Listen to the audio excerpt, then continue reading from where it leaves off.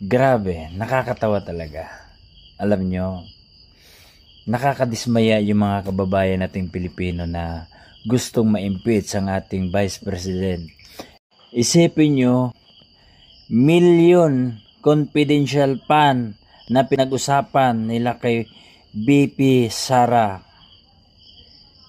Pero walang nangyayari sa kanilang mga ginagawang pagpa-impeach ng ating BP Sara.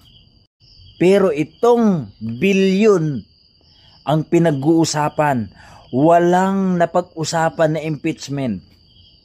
Ang daming involved, pero iilan lang kaya ang makukulong? Asa na yung iba? Nagkasakit na? Asa na yung iba? Nandoon na sa ibang bansa? Ang tanong, makukulong ba kaya sila?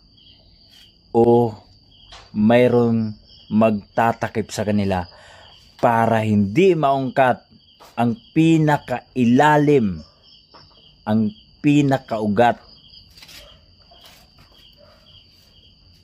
Ano na mangyari sa bansa natin? Wala na. Bawal pa rin lalo sa utang. Tapos ngayon, uutang na naman sa Korea. Uutang na naman ulit sa Korea. Babaon tayo sa utang. Tapos ngayon, sino magbabayad? Yung next president. O sino ang tatakbo next president? Kaya ayaw nilang maupo si Sara. Ayaw nila na may makinabang sa kaban ng bayan.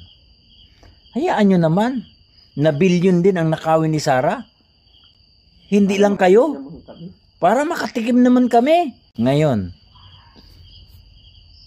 nagpalit ng Senate President. Tapos ngayon, tinanggal si Marcolita. Anong ibig sabihin doon? May dangal pa ba ang ating gobyerno sa harap ng ating mga mamamayan? Wala na.